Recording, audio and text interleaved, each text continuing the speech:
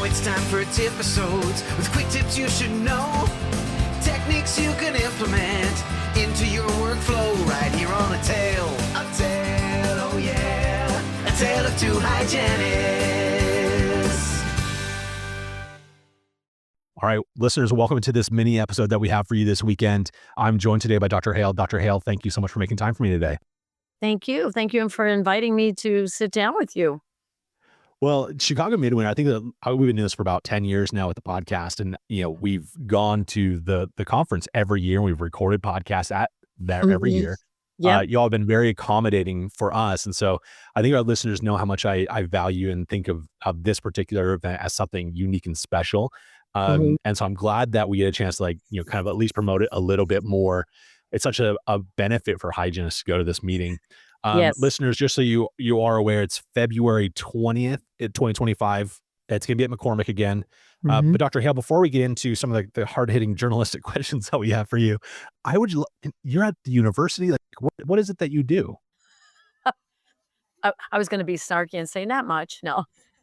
I'm a full-time faculty at UIC College of Dentistry, which is 4 days a week. And I'm 3 days in one of the clinics where we have junior and senior students. And then 1 day a week, I'm in a preclinical course that specifically addresses fixed prosthodontics.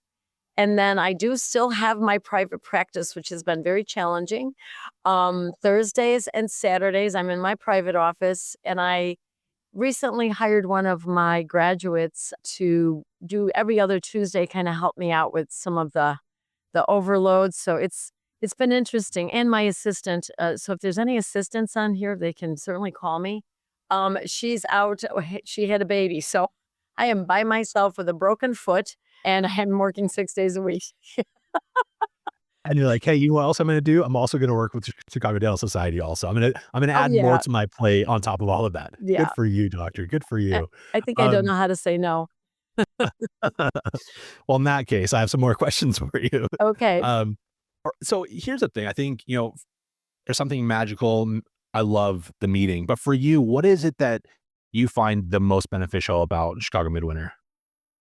Oh my gosh, so many things. First of all, I love the camaraderie.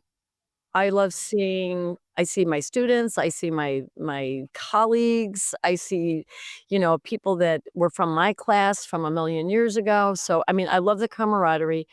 I like walking the convention floor. I like to look at the exhibitors, what they have to offer.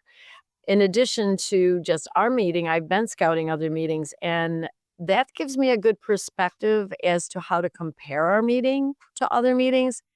And I know that this is our meeting, and I'm going to sound a little biased, but I think ours is awesome.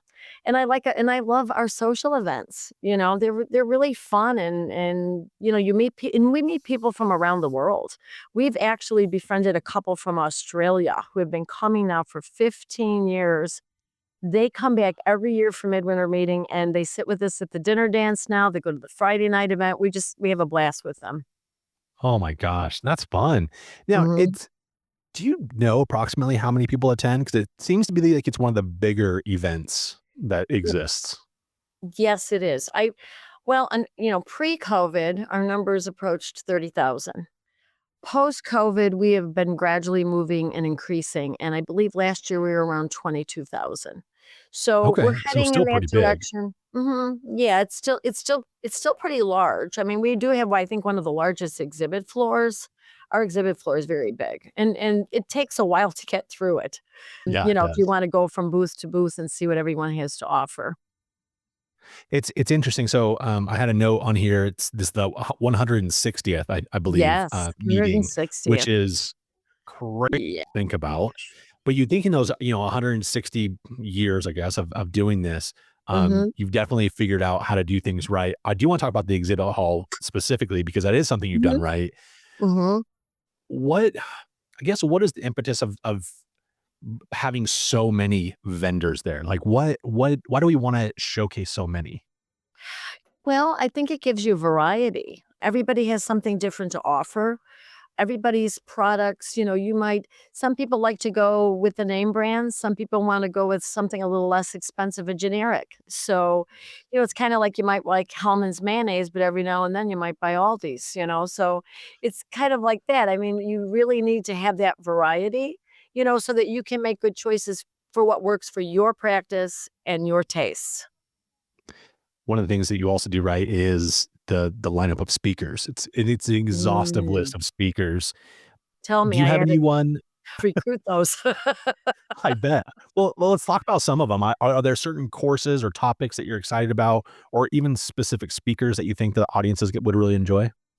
Well, we have something for your audience, I think one of the ones that a must see, and I'm, going to assume like a lot of hygienists are very into, and a lot of actually members are into health and wellness. That was when we did a survey of what members want to see more of. They wanted more workshops, hands-on, and they wanted more health and wellness because that's a hot topic these days. Dr. Torona Low Dog, I love her. I said, I don't care who I get at my meeting, but I want her there. I heard her years ago, and she does awesome things on women's health. And she is actually a medical doctor. She's American Indian. I believe she resides in Arizona, and I know she has like a spa in Arizona, but she is actually doing a course. She's doing a couple courses on the health and wellness, which I think is awesome. And the other one is Dr. Mark Lingen. He's doing stuff on oral cancer and diagnosing. And I know a lot of hygienists are going to be in there doing their oral cancer screenings as well. I mean, the doctor's going to do it, but so is the hygienist. And Mark Lingen is awesome. He's at University of Chicago. And it's going to tie in a little bit with our keynote speaker. Our keynote speaker is Grant Achatz. He's a 3-star Michelin chef he's a co-owner of a linear restaurant in Chicago. He is also a stage 4 tongue cancer survivor. And he was seen in 2008 at University of Chicago, Dr. Vokes and his team. And I know that Mark Lingen does a lot of the pathology reports for University of Chicago because a lot of our patients who have biopsies, the biopsies come back with Dr. Lingen's name. And he is also presenting oropharyngeal cancer and oral cancer updates. Oh my gosh. Yeah, don't miss that That one. is This is really good. incredible. Mhm. No, He's that's really good. yeah. So again, I know we don't have a lot of time for this. I just have one last kind of question. I feel like there's so much at the conference that's awesome, but the Mhm. city itself is really cool too. Do you mind just highlighting a few things about Chicago itself? Because I think that some people have a preconceived notion. It's like, oh, it's gonna be too cold. We shouldn't go. But there's a lot of stuff to do. You have to go. Oh, well, see, that's always my spiel to the exhibitors. Why would you want to come here in the winter? Because everybody's inside the convention hall during the day, not like in Vegas when they're all at the casino tables. Right, And then in the right. evening, our restaurants and our nightlife is really awesome here. A must see, the Redhead Piano Bar. Got to go there. Have you been to that one? Yeah, yeah. Because it's funny because like there's dental professionals for every meeting, every Hmm. day of the week are there. Yes. And I'm like, oh, okay, Oh, that's everybody's the meetup there. spot. Yeah, yeah. I think I tied some guy up with floss one time when I was in my younger days and a little bit wild. But you gotta get there early so you can get a seat at the piano and sing along. Even if you're a bad singer, it doesn't really matter. But, I mean, our restaurants are awesome. Alinea, where, Grant Achatz is a co-owner, but I doubt you'd have to try to get a reservation probably for Midwinter meeting of 2026 because my understanding is they book out like a year or so. But there are lots of restaurants here, all kind of foods too. Every kind of food you can think of, you would enjoy here. It's not just pizza and Chicago dogs. Well, our pizza's really good. And we do make a proper hot dog because other people don't know how to make a proper hot dog. Oh my goodness. I might have to get someone from New York on here to dispute you on that one. It's okay because Oh, they'll be wrong. My Dr. husband Hale, my husband's Australian, and he still puts ketchup on the hot dog, which just makes me cringe. I'm like, what are you, 5?" you're so They funny. don't understand. Oh, Dr. Hale, thank you so much for taking the time to talk with us today. I hope we get a chance to meet up when I go to Chicago, and I hope all of our listeners get a chance to go as well. Don't forget about Smile and Shine luncheon for the hygienists on Saturday. Did I tell you I will about that? absolutely.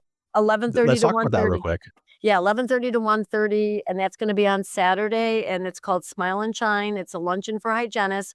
It's gonna be a buffet, so it'll be more like an open, like you can come and go, like a networking thing, and I just think we've been dying to do something special for the hygienists because we get a lot of them at our meeting, and we do respect them, and we wanna give them something special and highlight them and give them their own little space, so I hope you'll Well, be we there really at appreciate that. that. I will. I absolutely will make time for that. Okay. Awesome. Thank you, Dr. Hale. You're welcome, thank you. A tale of two hygienists.